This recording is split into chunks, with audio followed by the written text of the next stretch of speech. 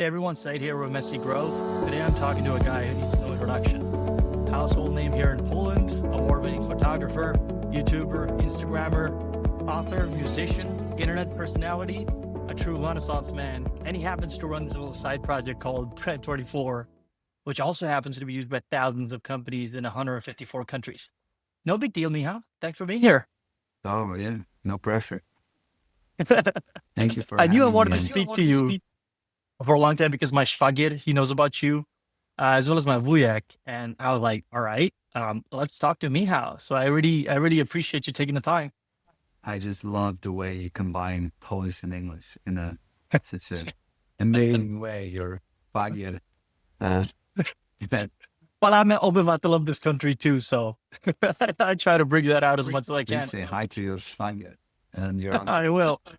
I will. They're looking forward to this one. I know you got some electricity troubles going on and everything, so if you can't hear anything, just I don't worry. So we have my first question, I guess, is Bread24 your side hustle or is photography your side hustle? Because you seem to be crushing both.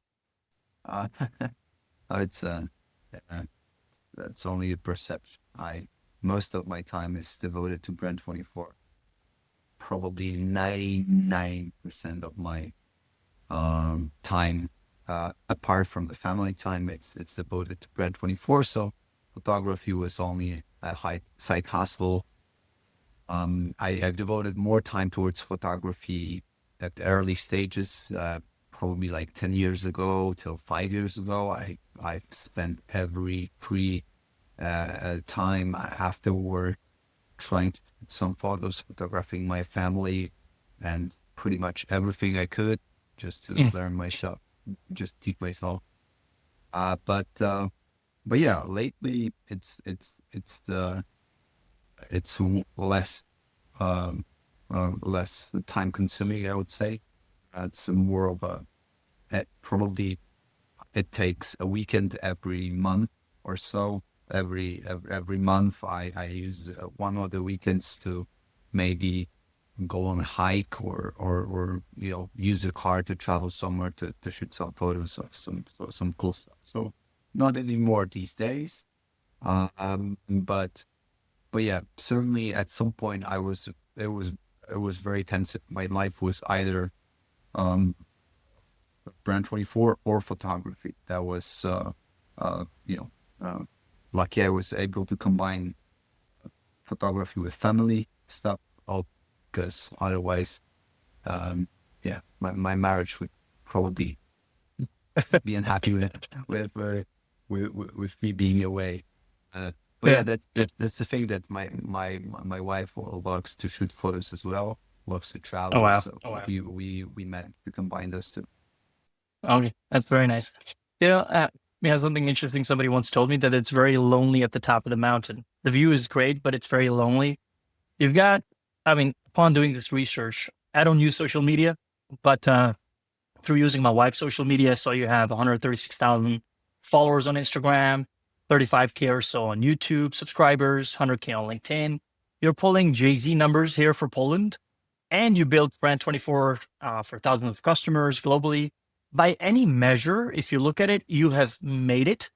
Does it feel as good as people think it does? Or is there a point where the followers, the awards, the recognition, it just stops mattering?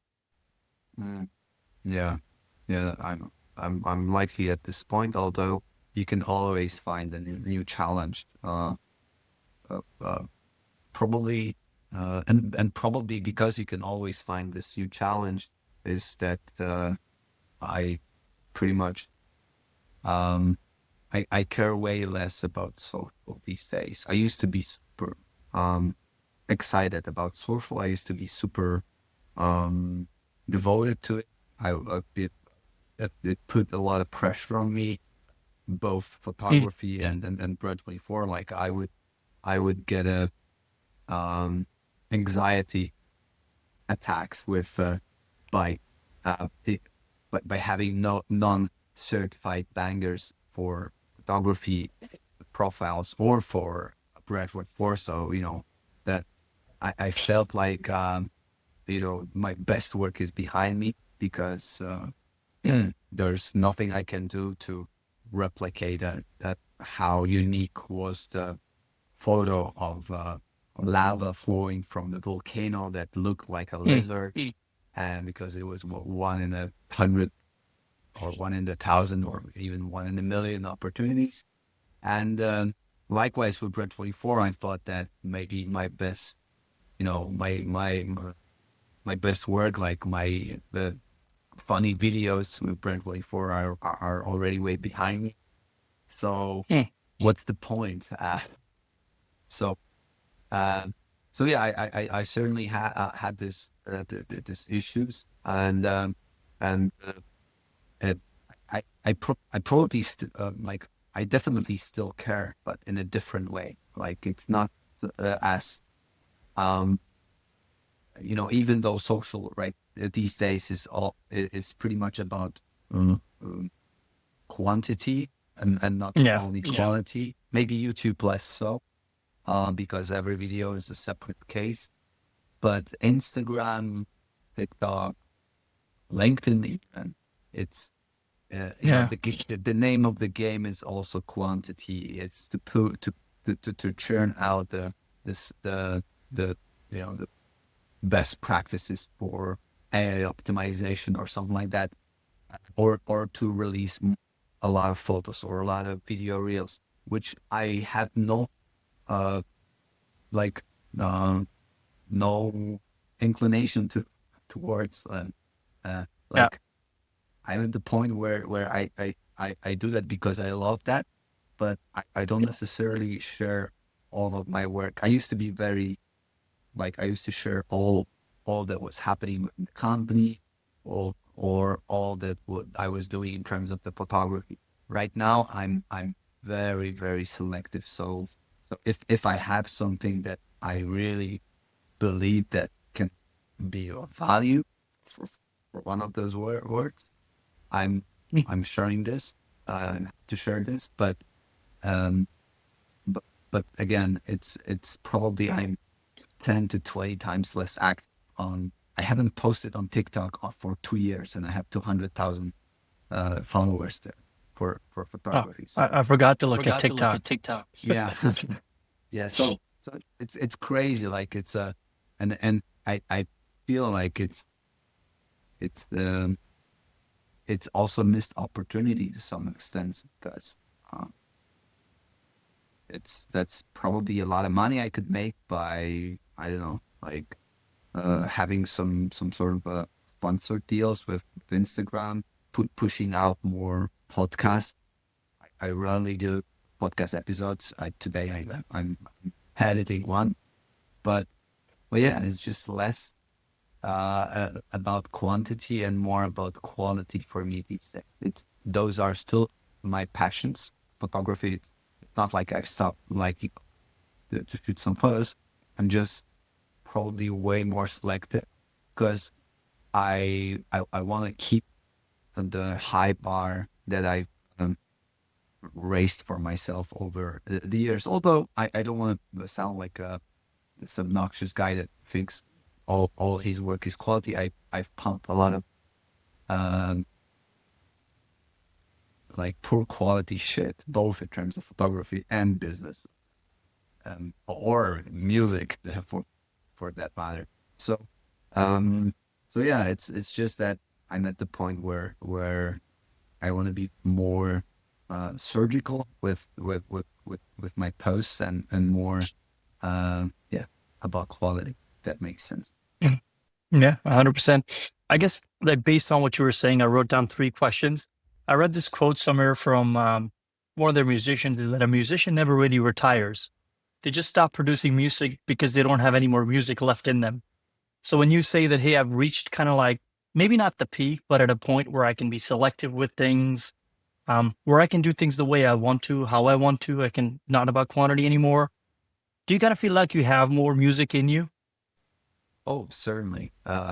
Specifically the music itself, like literally, because uh, I really love to teach myself stuff, in my own tempo, and the music is probably one of the I wouldn't call it recent passions because I've been playing multiple instruments for 25 years, maybe 30 years probably. But recently I've been more into music production. So I wish I could have this voice forever because I'm now sick with the cold, but I really like this voice. It would improve my chances to make it in the music industry as well. My Yeah. regular voice is not as deep, but yeah. Uh, but I believe both in terms of business photography, still my best work is ahead of me. It's just that Mm. um probably like again I wanna I I don't have this pressure anymore like I used to have for releasing great amazing pictures every week. I remember myself really anxious about this, really anxious about it's Friday. Tomorrow I'm supposed to post on Instagram because it's the best time, Saturday morning for my community, and I'm not doing, and I don't have the content yet. I have to figure it out, right? It's such a it can squeeze all fun from this. So yeah, I made sure to to cure myself from this, and hopefully it never goes back to this point. Yeah, 100%. You said something pretty interesting. You're saying at this point in life, you're very selective about things that you do. I guess when you reach a certain stature, like yourselves, whether you like it or not, you are a well-known person here, specifically in Poland. People know you because of your Yeah, business, maybe because of in your the personal interests. business community, a little bit, maybe in the internet business community, because business Right. community is much wider, and I would bet that 90 people out of 100 don't know who I am. So, you're Polish very kind in my taxation. message, but I'm not there yet, and good thing as well that I'm not there yet. I think it's good to be Yeah. to have some sort of exposure within the niche, because I can get most of the benefits, or I can taste some of the benefits of people at some conferences uh want to talk to me, and that's always Yeah. fun. Or saying kind words about me. That's always feels good. And I would like to say that it's not the one of the key motivations behind my work. Appreciation of people, but uh, but yeah, I'm at the point where I can taste some of the benefits, but I don't yet have this cons of being that popular. So it's for me. Yeah. Do you ever have this feeling though? I mean, I see a lot of folks that are popular, I've spoken to them, and one of the things they always feel like is that you're always skeptical because people are asking something off of you because you have that range and exposure. They would want to be a part of a conversation or an event. Or do you ever feel like that? Oh my gosh, like there's somebody again wanting something from me, or you kind of feel like that it's a privilege that folks come up and ask you something. Um, a little bit of both, I would say. I certainly feel like this is a privilege, and I I never take for granted that people um appreciate my work, or at least they say they do. They want to be nice, or they want something in return. But um, I also believe that it's my job to use this power of sorts to maybe help some people along the way, just as some people help me along the way, and boosted me at some point, at low points, maybe. So, so yeah, a little bit of both. But I would like to say that I don't have moments where I'm like, fuck me, like I'm on 20th email this week on how to raise funds or get an investor or whether I want to invest in someone's startup. Well, I never invested in any startups. I don't know how to do that. I know, all the mechanics because I've raised funds for Brand24 multiple times, but I believe I would be shit investor. I'm more of a doer than um than an investor than a passive supporter. I would say as most investors are. So yeah, I prefer to create rather than to support creation for shares. Yeah, 100%. My mom used to tell me something when I was younger that if a lion knew about its power, horse about its speed, and the flower about its smell, the world would come to an end. Have you figured out your powers yet? Wow, that's a great quote. You have a great mom. Thank Kudos. you. Thank you. Um, yeah, I again, this is probably some where I'm supposed to say that nah, there's no superpowers. Well, there's no superpowers, but I do know my strengths as I do know my weakness. So, um, so um, but it's I diagnosed them at some point, um, but like most of my powers are not used in a cynic or I don't use them in a cynical way. Um, like I'm very nice to people and helpful and caring, not because I know that this will give me followers and will help me with my business. Although I know that it works that way, but I just, I just am. I'm just raised this way.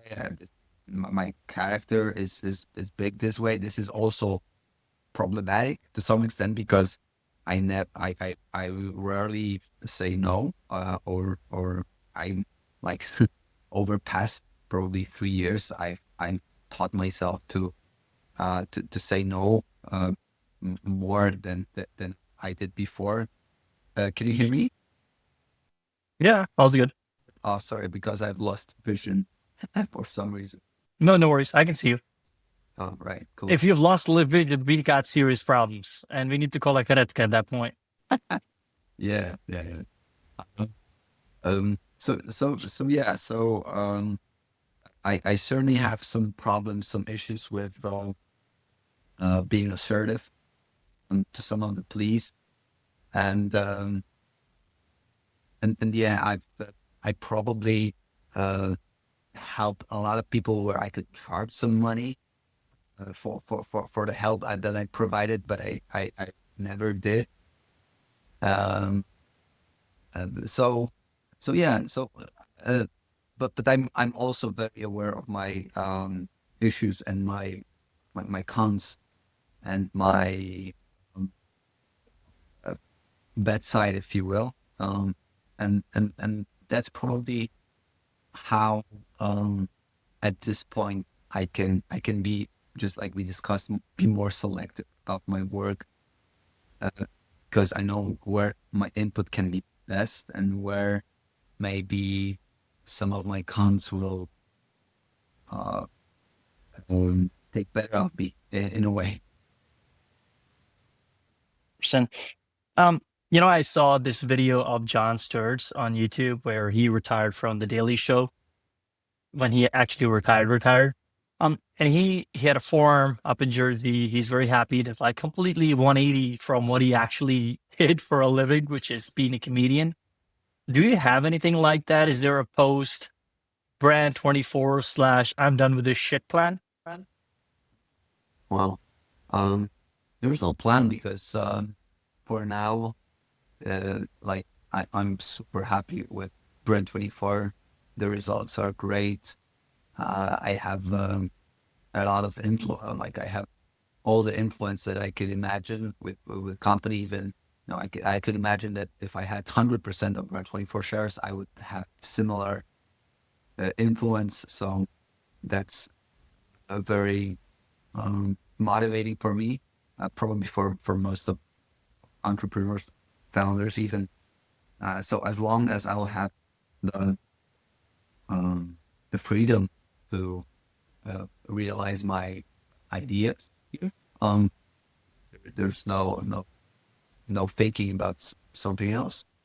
But if I had to, imagine myself in 10 years or 20 years, whatever, I would imagine myself um, just being more focused on travel and um, and many passions that I have apart from music. Maybe more into music. Maybe um, I'm likely to teach myself some other stuff. Um, uh, that's on my bucket list of things I will learn. And maybe helping some of the companies from the advisory board.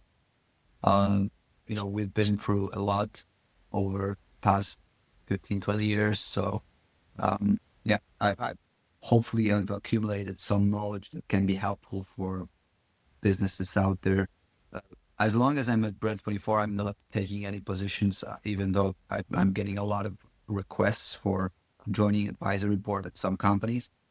But Yeah.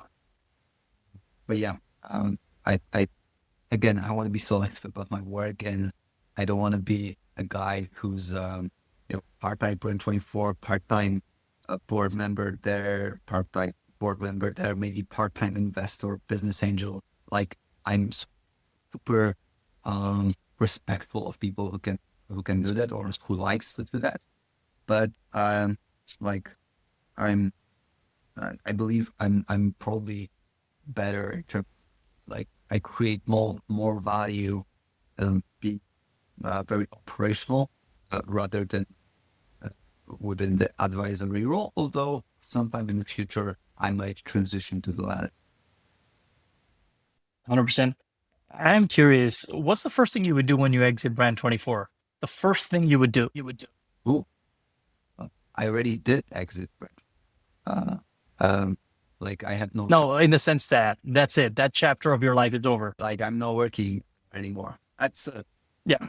crazy question. Like you know, maybe more podcast episodes, maybe uh, So you wouldn't go for a kebab or a maca or anything. You would just directly I go into would this. certainly go for a kebab, but that's my everyday.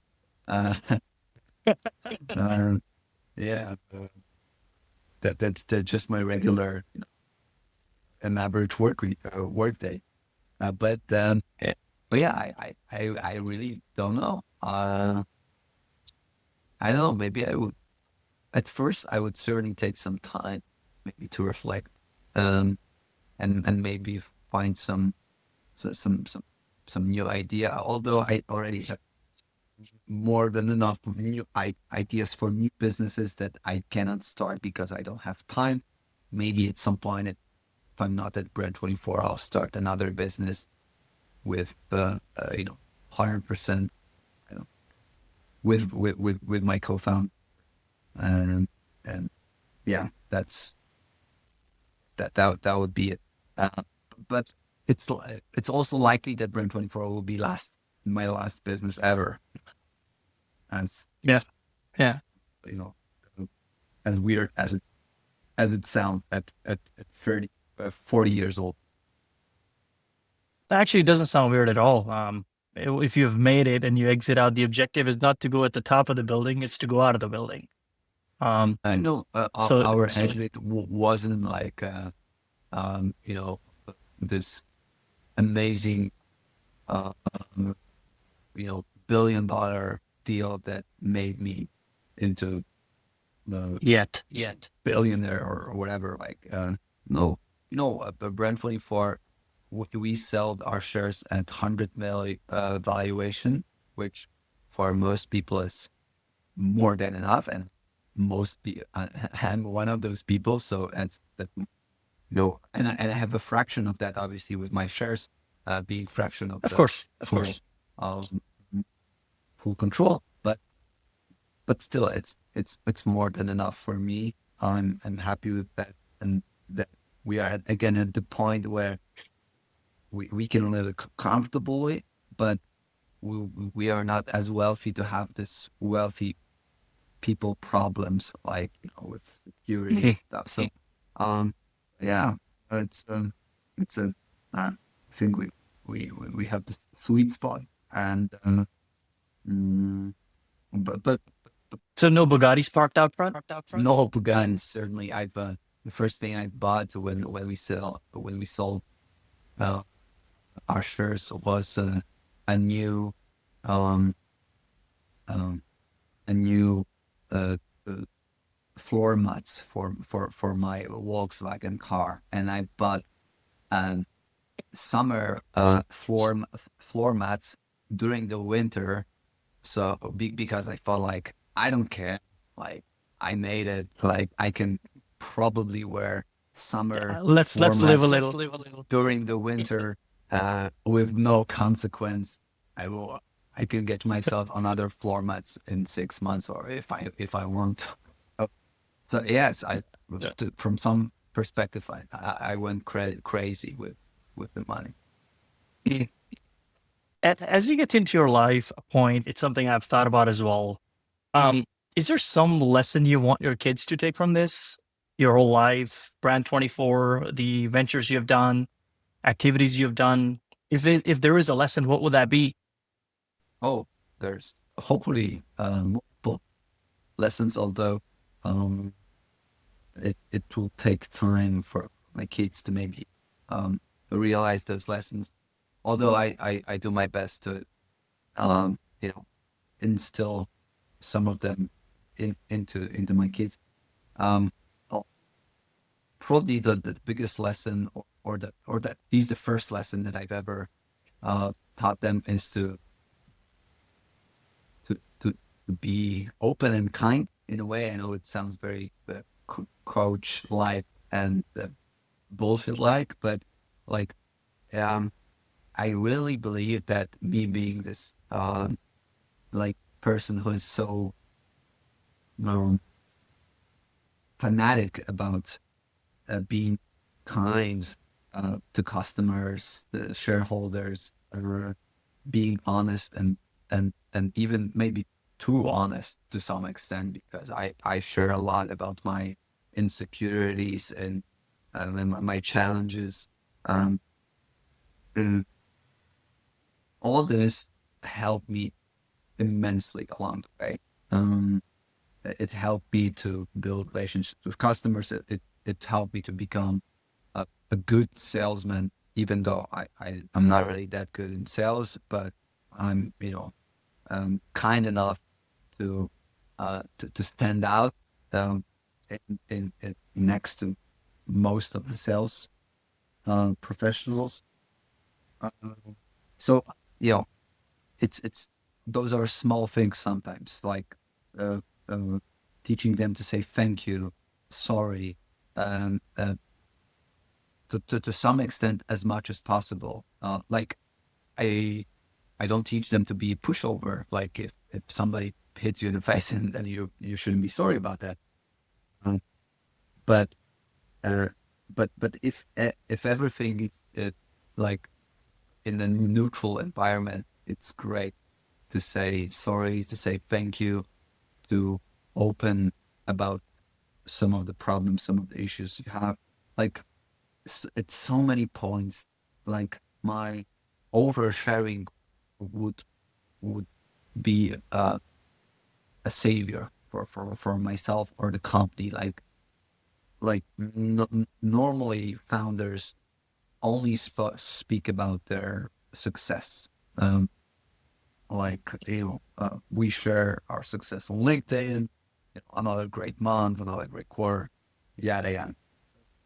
Rarely anyone shares the current issue that they have, like the main issue, like whether that's with signups or with help or with The dirty you know laundry.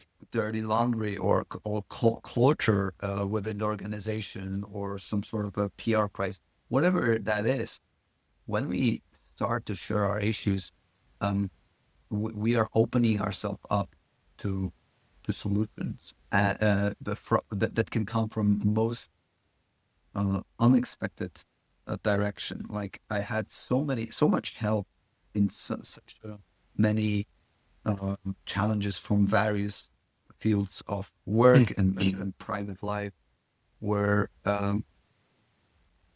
somebody who wasn't really, were people who weren't like my best friends that I've shared with, but to some extent, some random people I've met, they they brought solutions, and they helped me tremendously. So yeah, I teach my kids to be open, because that we just make it more likely that somebody will be able to help us. Um, uh, I I try to, or both myself and my wife try to teach them that the school isn't everything, and the education, as important as it is, it cannot replace passion. And again, Hmm. I know it sounds like some sort of Instagram, the Hey, I mean, I know you got bullshit, ChatGPT and prompt open. Okay. yeah, but um, but looking at myself, like for years, I had no idea what I want to do in life, and I pretty much struggled with decisions. I like uh, I wanted uh, to do what was at the moment popular. I had, you know, and it was only until I started to really follow my passions that I sort of, it started to click. So, um, and I know follow your passions is such a bullshit, because you have to try a lot of stuff to know what are your passions, and um, you know, to some extent, uh, you have to be good at your passions. There's plenty of people who are like me. I really like making music, but I'm pretty shit at it. Uh, um, the- and if I follow my own advice, follow my passion, then I don't know if I would be that successful. But uh, I'm probably saying here more about that. You know, many people, specifically young people, think that the higher education will um, do the job for them. Like they will find, uh, you know, Yeah. their passions for them, or their place in the world. Like I don't think so. Like we should try a lot of stuff over the years. Specifically, if we are young, if we have, well, we have no mortgage, no kids, no big obligations. We should try a lot of stuff. We should start businesses, fail at businesses. We Hmm. should, try traveling, trying, uh, whatever is we thought, and use this time to find what we really like, and then maybe do education and or higher education, and maybe build around that. Um, yeah, the hope this makes Percent. sense. Percent. Um, I'm actually. It does. I'm curious about something. Do you have any crazy ritual? Then let me give you some context here. When I moved to Poland back in 2012, I used to live in Dom Studencki Atol on Angiewskiego 1117 in Poznań. That's where I got my start. That's where I met my wife. I found my first job. When I moved out, every year in July, I take a road trip with my kids or alone, and I park right outside that building. And I pay homage to that third floor because the room number was 325, 325, just the corner room. And I tell my kids that this is where it all began. This is where this right here was even a possibility. So I say thank you. It's a thank you to that place. Think of it like a coliseum for me. Do you have anything like that? Yeah, I sort of went to my old home, and I shown my kids my old home, because when I was really young, like under 15 years old. Um, like my family lived in this very small apartment in very, very, very bad neighborhood, and that's uh, and it creates a memory lane for me. I really like to visit this place because everywhere I look, there's hundreds of memories that I have. Uh, but it's also to some extent, hopefully inspiring to see, um, uh, how life can change. Um, but specifically for my parents, not that I've pulled myself away from this. Um, it was mostly my parents, but um, but I don't think that this is like that all, it's affecting this huge. You have kids, right? Your kids are small for now, right? Like 7 and 9. 7 and 9. Yeah. So uh oh so also or a similar. but- You said 11 and 9. 7 and 9. Oh, I'm a seven and young nine. dad. Oh, cool. Yeah. Mine is 10 and 13, and I see that specifically with the 13-year Oh, old there you go. that her priorities are way different than ours. Like we wanted stuff. We wanted to have, comfort, better life, and stuff. And because that's what. New mate for Volkswagen.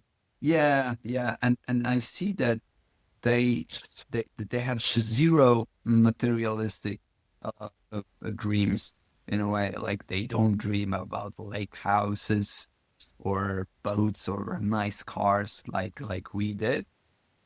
um, they dream about making a difference, and so to some extent, probably the bigger um, impression I could make on them would be to show them, I don't know, like some of my work with Wrocław's hospice, like how we supported over years this institution with uh, with money and some additional help. So so yeah, it's like uh, I try with the places. I tried to motivate them like I would like to get motivated when I was their age, but um it seemed like it's not working for them anymore. Like not anymore, like not ever. It worked. Their aspirations are just different, and to some extent, from my perspective, they're better. Because like when I was growing up, I never dreamed of achieving the work. Like I had those dreams or somewhere along the way when I founded the company that I wanted to have a business that's more impactful, that also makes a world a better place. Again, as bullshit as it sounds. Uh, but um, but like to be just frank, when I was growing up, I dreamt about nice cars. I dreamt about great houses, traveling and stuff, and and their dreams are a way more um, ambitious to some extent, and that's also great. That's why I'm very, very hopeful for this new generation. Yeah. Well, wait till they get Ocean's Plus. Their idea of material might kick in. Um, staying on the topic of bullshit, you must have a finely tuned bullshit detector. What Oh yeah, buzzword or trainers on phrase my kind of makes side. you immediately think? So I was curious, like, is there a buzzword or something that you hear from somebody that immediately makes you think this person has no clue what they're doing? There's a lot of words like that, but it depends on the context. But um, yeah, like um, Like I have to say, I'm not a huge fan of coaching environment, not Mm. sports coaching, because that's brilliant. I have a lot of respect for like that, but coaching in terms of like business coaching, like don't get me wrong, there's wonderful people who are doing coaching and call themselves business coaches, uh, but it feels like a lot of people from this community uh, are bullshit artists. Um, and I'm Part of the job. pretty allergic to those. Um, yeah, I would say that calling yourself a millionaire or a self-made man is a very um, it makes it very probable that you are that this is a person that's not really a self-made or really a millionaire. I I've met a lot of like really wealthy people, like our story, um as loud as it is in Poland, um it's it's tiny in comparison to businesses. Like there's people who made multiple billion-dollar businesses in Poland, and multiple, like not single one, but they sold one and created another one, and that went out to become a billion-dollar business, like or a billion zloty business at least. And so, and you would never guess that these people have such a so much money or so much success. Like they drive 10-year-old Opel car, or they wear H&M hoodies, and not all of them, but I would bet that most of them, you would never Mm. guess that those are very, very wealthy people. So I'm I'm sort of allergic when somebody calls themselves a billionaire when they um, flash their money or their net worth with, or they signal it with fancy car. Um, that's that's I like cheesy pork, to some, Mm. to some extent, and even more so if those people are trying to teach you something. Like if they are like, hey, look at me, I have so much money, and that's it.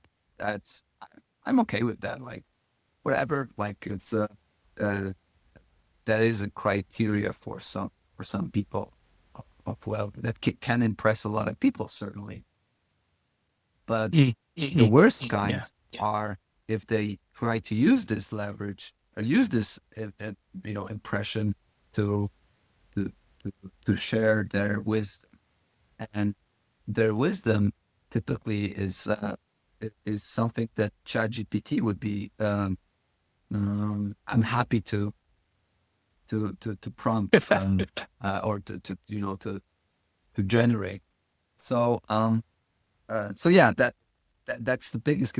I even have this project in my head for years now to create like a series of videos where I um demask or some of those people in Poland. But one issue with that, I'm just a nice guy and I hate to be uh, uh, you know Vindictive. vindictive, or and they've done nothing to me, so it's not like about being vindictive, but yeah, it's I just don't like not to be nice. Second, some of those are might be crazy people that will become vindictive towards me. Um, but yeah, I like this community is triggering me big time. Yeah. Well, if you do that, I have a name for your channel, Kebabzilla. Oh, You know, like Coffeezilla. yeah. I love Capzilla. I've I I do really like like him. that we follow the same content, like Jon Stewart, CoffeeZilla. That's a great, yeah. Yeah, CoffeeZilla is doing a Michal great job, Sadowski. but but you can see how this is affecting him and his life. Like he's now in some Of serious course, trouble of course.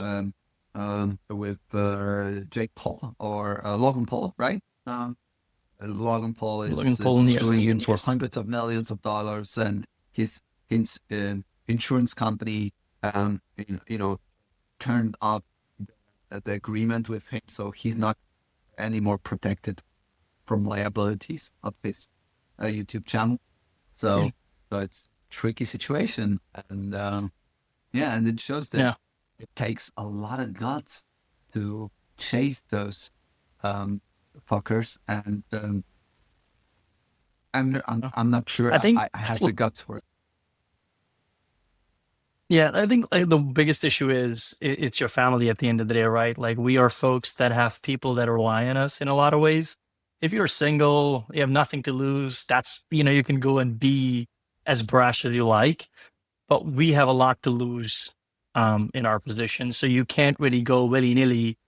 Um, and when you're actually going after people's wallets and pockets, expect retribution of some sort.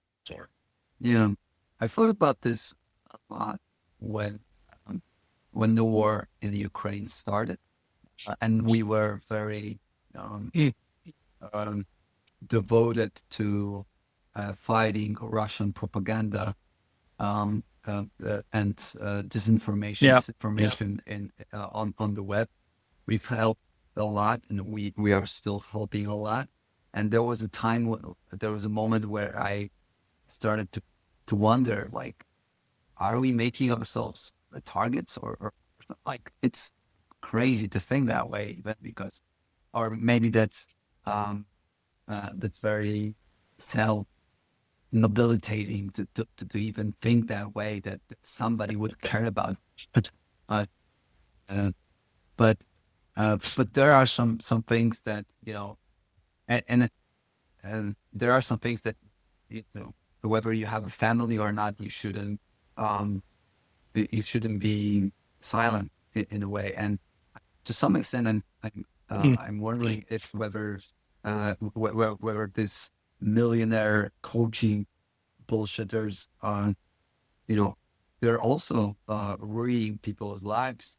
I know some of the Of course. Of single course. single moms who were desperate to change their lives, and spent their Mm. last 2,000 zlotys on some uh, bullshit course for day trading, or something else, because they saw this uh, Instagram video with guy that throwing 100 zloty bills in front of the camera, right?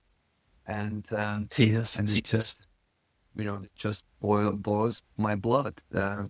Stories like this, to the point where I don't care that I have family. I have to speak something about that. But yeah, it's tricky. It's Mm.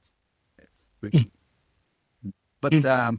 hopefully at some point, maybe. Well, if you want to collaborate on that, Yeah, that would be great. That would be happy great. to. Yeah, you can make that more anonymous. Like you can anonymize this. Like you can show examples of Sure. bullshit artists, uh, while making them anonymous, but just um, you know um, warning people about behaviors like this, and not Mm. about specific people, because you can never include all the grifters in a video series or whatever. Like there's always more. So the only way is to Yeah. show their um show their modus operandi, show how they work Mm. and how they operate, and um, show how to stay clear of them in a way. Yeah. Yeah. Miha, I do want to be cognizant of your time. There's a question I've been wanting to ask you. What's the one piece of advice you would give out to a, sorry, what was that? Oh, sorry, I thought that's another question. I started to answer that it's 6 centimeters, but go No, ahead. I thought that's gonna be a different question. What's the one piece of advice you would give to a 25-year-old out there that consumes your content and aspires to do what you have done? Um, Keep going.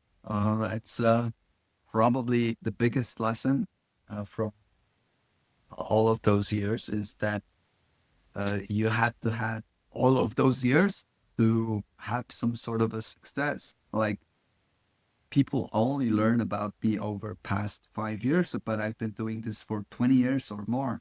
And so it's a marathon. It's not a sprint, at least for most people. It's not a sprint. There are some great use cases and very inspiring stories for people that were poor yesterday and today they are millionaires. Most of the success people um, have uh, achieved the success through many, many, many years of hard work. Um, I, you know, I would advise them to be persistent because most people have no idea about Pino.tv or Patch.pl or Slidejic.pl or uh, what was another one? Uh, yeah, those are some of the or Moblo.pl, and those are Mm. only some of the businesses that I've made over years that weren't successful, and nobody. Yeah. So it took you, Yeah, it's it. Brett. so I wanted to say that it took you 20 years to become an overnight success. Yeah, that's a great quote. Yeah, that's the thing, and Um, we typically over like we overpromise, but we also think that it's much easier that and than it's supposed to be, and so yeah, that would be my advice. I want to ask one more question before we head into a rapid fire on me. How it's I was going through Money Crop Papel, and I see comments, whenever stock price goes down, and people react to it in a very negative manner. Does it bother you, or you have learned to ignore that noise? Yeah, yeah, that not so much anymore. It used to bother me very, very big way. Um, it used to it used to be my major challenge to cope with this because I'm the type of guy who wants everybody to be happy. Specifically, I don't want to, or in the worst case scenario, I don't want to harm anyone with my work. And it seemed like I harmed Right. some people at my work. Or, it's not true. It just seemed that way with all those comments.